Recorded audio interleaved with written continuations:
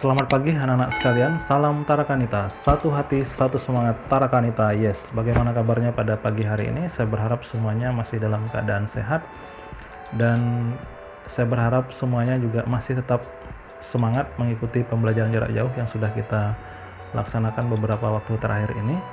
Kemudian terkait dengan kegiatan pembelajaran jarak jauh, ada beberapa hal yang tidak bosan-bosannya saya ingatkan. Yang pertama, sebelum Anda mengikuti kegiatan pembelajaran jarak jauh, silakan dimulai dengan melakukan aktivitas doa pribadi. Begitu juga ketika Anda mengakhiri kegiatan pembelajaran jarak jauh, diakhiri juga dengan doa pribadi. Kemudian yang kedua, mohon video materi pembelajaran yang saya sampaikan ini disimak dari menit pertama sampai dengan menit terakhir, agar tugas-tugas yang Anda kerjakan pada akhir pembelajaran itu sesuai dengan penjelasan yang saya sampaikan pada materi. Karena pada tugas-tugas sebelumnya ada beberapa siswa yang mengerjakan tugas itu tidak sesuai dengan materi yang saya sampaikan pada video, sehingga tidak mendapatkan nilai yang maksimal. Kemudian yang berikutnya, mohon semua materi yang saya sampaikan pada video ini dicatat pada buku catatan masing-masing sebagai dokumen. Kemudian yang berikutnya, tugas-tugas yang saya berikan pada akhir pembelajaran itu silahkan diketik di Microsoft Word, kemudian kirimkan kepada saya melalui Google Classroom. Dan bagi anak-anak yang tidak memiliki fasilitas laptop ataupun komputer, silahkan dikerjakan di buku tugas, kemudian difoto dan dikirimkan kepada saya melalui Google Classroom. Nah, itu saja hal-hal penting yang ingin saya sampaikan untuk mengawali kegiatan pembelajaran kita pada pagi hari ini.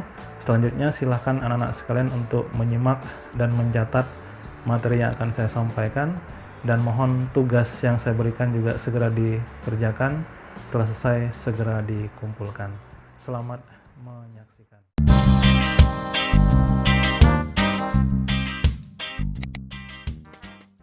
Kompetensi dasar yang akan kita bahas pada pembelajaran kali ini adalah kompetensi dasar 4.18, yaitu mempertunjukkan salah satu tokoh dalam drama yang dibaca atau ditonton secara lisan.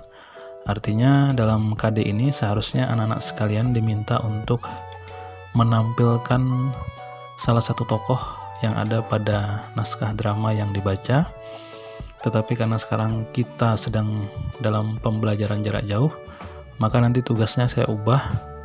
Anak-anak sekalian cukup menjelaskan secara tertulis bagaimana tokoh-tokoh yang ada dalam naskah drama yang Anda baca nantinya diperankan. Adapun untuk tujuan pembelajaran ada dua. Yang pertama, menelaah bagian-bagian penting dalam naskah drama yang dibaca atau ditonton. Kemudian yang kedua, menampilkan salah satu tokoh dalam drama. Tadi sudah saya sampaikan, Anda tidak perlu menampilkan, cukup menjelaskan bagaimana cara menampilkan tokoh-tokoh dalam naskah drama yang Anda baca secara tertulis.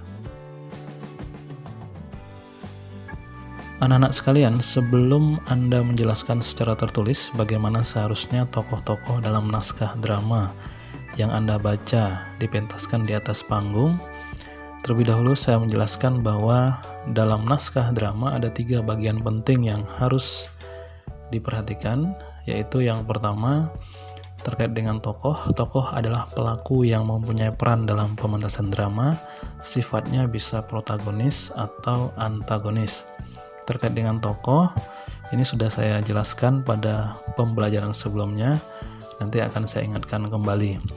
Kemudian yang kedua, wawancang adalah dialog atau percakapan yang harus diucapkan oleh tokoh cerita. Nah, ini harus dipelajari dengan sungguh-sungguh ketika proses reading, agar aktor-aktor yang akan memerankan tokoh drama tersebut betul-betul memahami dialognya, sehingga nanti ketika aktor-aktor tersebut mengucapkan dialog di atas panggung, ekspresi yang ditampilkan juga sesuai dengan apa yang diucapkan. Kemudian yang ketiga, kramagung. Kramagung adalah petunjuk perilaku, tindakan atau perbuatan yang harus dilakukan oleh tokoh ketika nanti tampil di atas panggung.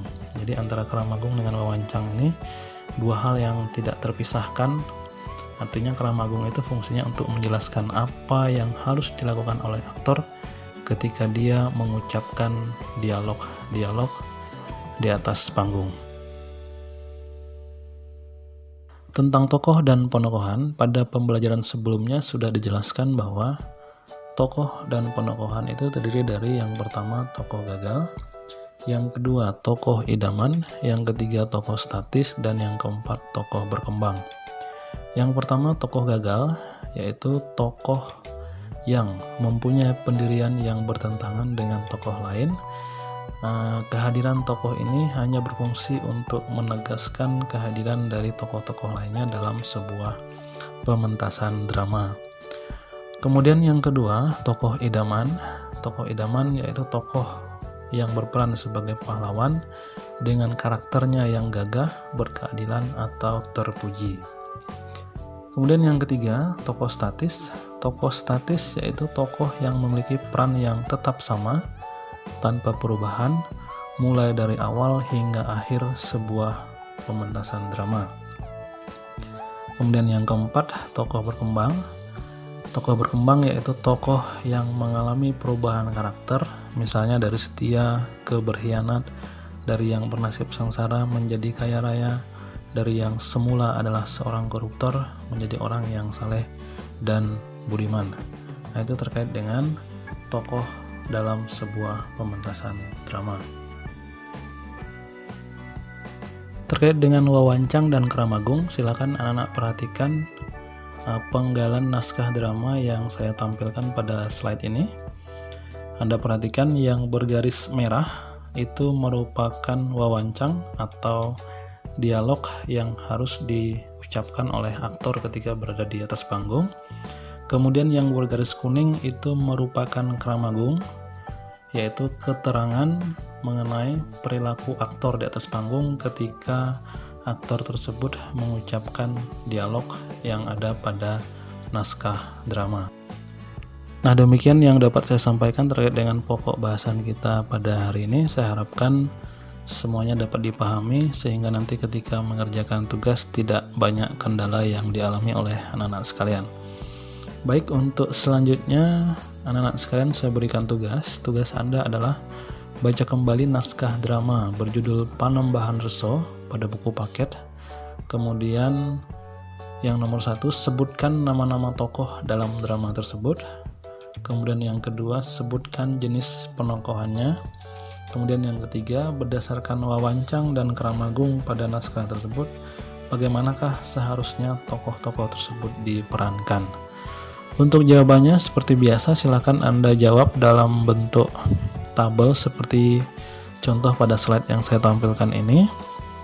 Bercontoh misalnya Anda membaca sebuah naskah drama, di dalam naskah tersebut ada salah satu tokoh yang bernama Otong. Penokohannya apa, jenisnya silakan disebutkan. Misalnya di sini tokoh idaman. Kemudian bagian terpentingnya adalah bagaimana cara memerankan tokoh tersebut di atas panggung. Silahkan Anda jelaskan seperti contoh yang saya berikan pada slide ini.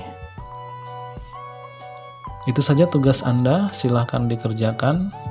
Tetap semangat, sampai jumpa pada pembelajaran selanjutnya.